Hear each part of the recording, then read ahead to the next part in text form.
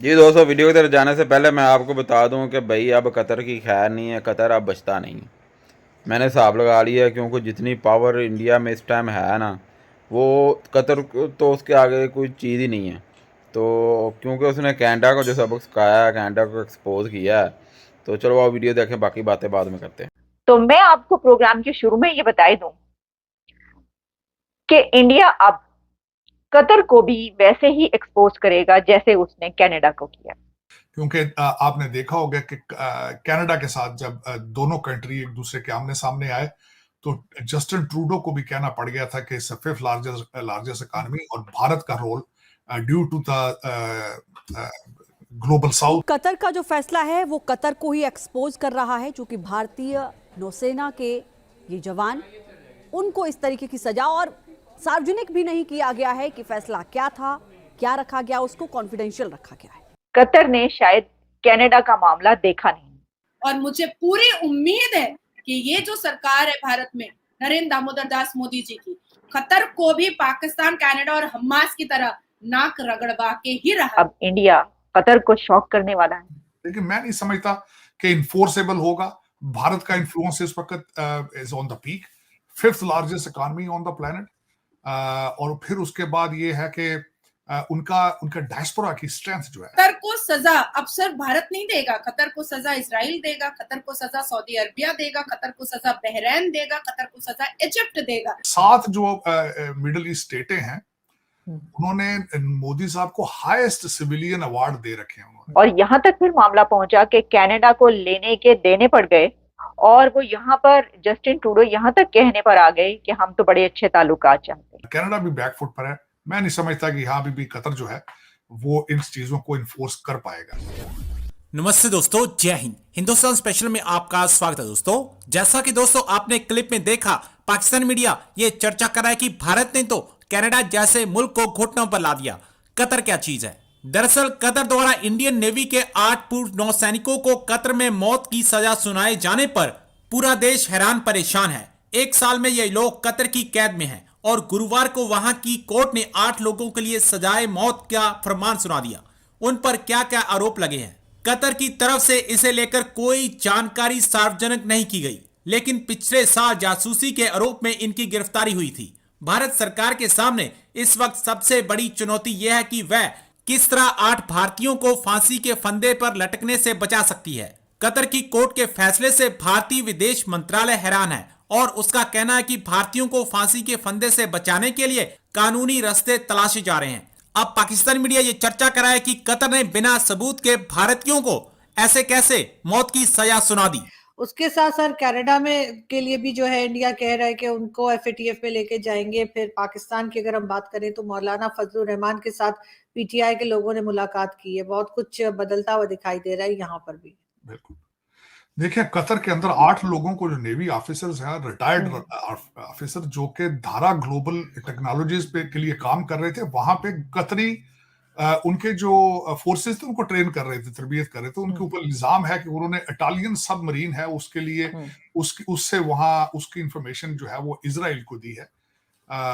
लेकिन बड़ी severe punishment है, जो कि मेरे ख्याल में मिडिल ईस्ट और ये स्टेटें जो हैं वो एक्सरसाइज हमेशा करती, लेकिन फॉरेनर्स के लिए, अपने शहरियों के खिलाफ वो इतनी सख्त सजाएं नहीं देते। आपने देखा होगा कि इन सऊदी अरेबिया बिलखसूस पाकिस्तानी, बंगाली, नेपाली, इस तरह के लोगों को फांसियां भी देंगे, हाथ भी काटेंगे, सारा कुछ। लेकिन मैं समझता हूं कि जासूसी के एलिगेशन के ऊपर इतनी सख्त सजा देनी, मैं बहसीते स्टूडेंट ऑफ लॉ में ये बताना चाहता हूं कि सजा जब दी जाती है उसके कई एलिमेंट होते हैं कि जो इंफॉर्मेशन दी है इन्होंने, उससे जानी नुकसान कितना हुआ है, किसी मुल्क को कितना नुकसान हुआ है, उसकी उसकी सजा की नौयत, इन सारे माली नुकसान हुआ है, रिप्यूट का नुकसान हुआ है, उसका तखमीना, ये सारी चीजें लगा के उसको किया जाता है। एक बहुत बड़ी खबर है इस वक्त जो इंटरनेशनल मीडिया उसको उठा रहा है काफी, लेकिन मैं नहीं समझता कि इन्फोर्सेबल होगा। भारत का इन्फ्लुएंस इस वक्त is on the peak, fifth largest economy on the planet. और फिर उसके बाद ये है कि उनका उनका डायस्पोरा की स्ट्रेंथ जो है वो खैर उसमें 2 चीजें आती हैं कि वो उसके प्रोज एंड कॉन्स में वो कुछ चीजें प्लस हैं, कुछ नेगेटिव हैं। कतर के अंदर भी बहुत ज्यादा भारतीय काम करते हैं।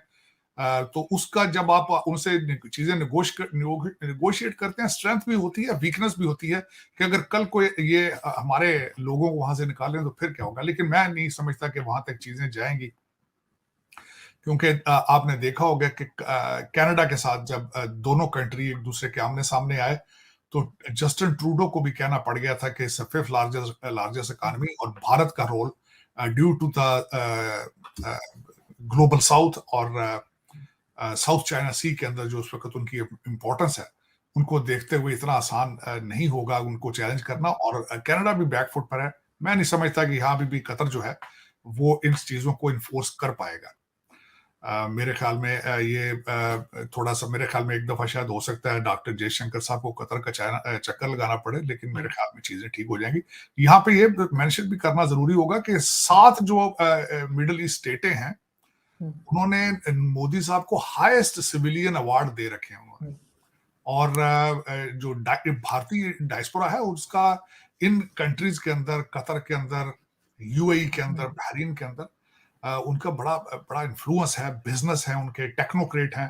दर हकीकत ये कहना कम नहीं होगा कि उनकी गवर्नमेंट का सारा सिस्टम चलाने वाले भारतीय हैं लोग वहां पे। तो इतना आसान नहीं होगा कि इन 8 लोगों को वो भी इटालियन सबमरीन की मुखबरी करने पे इस वक्त। लेकिन इस वक्त इजराइल के साथ जो भी चीज रिलेटेड है उसके पीछे अगर देखा जाए तो पब्लिक सेंटीमेंट्स है। मेरे ख्याल में शायद उसके लिए भी ये कुछ इन्होंने खबर बनाने की, इसको करने की कोशिश की है। तो मैं आपको प्रोग्राम के शुरू में ये बता दूं कि इंडिया अब कतर को भी वैसे ही एक्सपोज करेगा जैसे उसने कनाडा को किया। शायद कतर ने ये क्यों किया इसके ऊपर भी बात करते हैं, इसके पीछे क्या लॉजिक्स हो सकती हैं, लेकिन कतर ने शायद कनाडा का मामला देखा नहीं। कनाडा की तरफ से जो इल्जाम लगाया गया था वो इससे ज्यादा बड़ा था, और ये तो मामला एक आप कह सकते हैं कि थर्ड कंट्री भी बीच में आ गया कि उन्होंने अगर कोई जासूसी किया या कोई ऐसा भी कदम उठाया है तो ये किया है इजराइल के लिए। जबकि जो कनाडा का मामला था तो कनाडा ने तो ये कहा था कि हमारे मुल्क के अंदर जो है ये कत्ल हुआ है और यहां से करवाया गया है। लेकिन उसके ऊपर जो इंडिया की तरफ से स्टैंड किया और उसके बाद जैसे उस मामले को टेकअप किया इंडिया ने और किस तरीके से एक्सपोज किया, और यहां तक फिर मामला पहुंचा कि कनाडा को लेने के देने पड़ गए और वो यहाँ पर जस्टिन ट्रूडो यहाँ तक कहने पर आ गए कि हम तो बड़े अच्छे ताल्लुकात चाहते हैं। और फिर इंडिया ने फिर पीछे नहीं हटा। वो इंडिया ने कहा भाई अब तो हम पीछे नहीं हटेंगे, अब हम तुम्हें बताएंगे कि ये जो तुमने किया ये क्या किया। और उसके बाद हमने देखा कि इंडिया की तरफ से कहा गया कि अपने डिप्लोमेट्स वापस ले जाएं। 41 डिप्लोमेट्स को उन्हें वापस ले जाना पड़ा, और उसके बाद भी अभी भी यही हो रहा है कि ताल्लुकात बेहतर हो जाएं। इसकी वजह क्या है? इसकी वजह आप जानते हैं कि इंडिया एक ताकतवर कंट्री है, और खास तौर पर जब इकोनॉमी है तो इस वक्त दुनिया भर की इकोनॉमी जो फ्लरिश कर रही है, वो जो फैक्ट्स एंड फिगर्स, जो रेटिंग सब आते हैं वो ये बताते हैं कि कोई भी कंट्री नीचे जा सकता है लेकिन इंडिया इकोनॉमी में नीचे नहीं जा रहा, और पूरी दुनिया ये चाहती है कि वो अपना इसके साथ बिजनेस करे। ऐसी सूरत में क्या कतर वो कंट्री के जहां पर इंडिया के बेशुमार लोग काम करते हैं, ठीक है जनाब, हजारों लोग वहां पर इंडियन ऐसे हैं कि जो काम करते हैं, बड़ी अच्छी अथॉरिटीज हैं वहां पर, बड़े अच्छे उसमें महकमों में काम कर रहे हैं। इंडिया की और कतर की जो ट्रेड है और जो एग्रीमेंट्स हैं वो भी बड़े पैमाने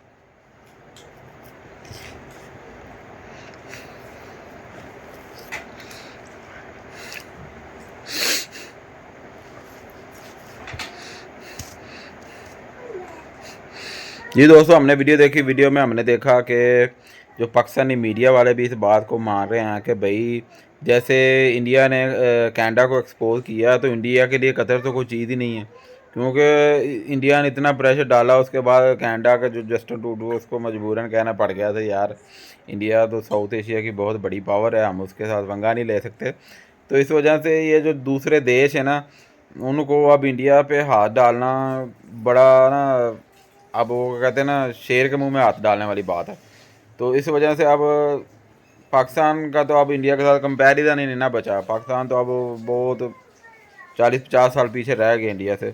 तो लेकिन अब जो देश पंगा लेते हैं इंडिया के साथ उसको हल्के में लेते हैं, तो उसकी वजह से उनको ना मुंह की खानी पड़ती है। और जिस तरह मोदी साहब क्या कहते हैं टफ़ टाइम दे रहे हैं ना दूसरे देशों को, वो मैं कहता हूँ अनबिलीवेबल है। और इंडिया के ना क्या कहते हैं, क्या लकी उनको मिला पीएम जो इतना अच्छा उनके देश को चला रहा है। किस तरह इंडिया तरक्की कर रहा है, मैं कहता हूँ दुनिया हैरान है। दुनिया का हैरान होनी, पाकिस्तानी इतने हैरान और परेशान है भाई, ये इंडिया को मोदी साहब कहाँ से मिल गए भाई। वो कई लोग तो कहते हैं ना भाई साढ़े को नवाज शरीफ लै लो तो सानू मोदी दे दो। तो इस वजह से लोगों के, हर बंदे की अपनी ओपिनियन है, तो लोगों की बातों को सीरियस नहीं लेना। लेकिन अब कतर को ना इंडिया को सीरियस लेना पड़ेगा, और इंडिया इस टाइम अब जो आगे उसका हाल करेगा, मुझे नहीं लगता कि अब वो इसको सर्वाइव कर पाएगा, क्योंकि बड़ा मुश्किल काम है। इंडिया बहुत बड़ी पावर बन चुकी है, उसको हल्के में ले लिया कतर ने। तो बाकी आपकी इस बारे में क्या ख्याल है, अपनी राय के साथ ज़रूर कीजिएगा। मिलते हैं अगली वीडियो में, अपना ख्याल रखिएगा।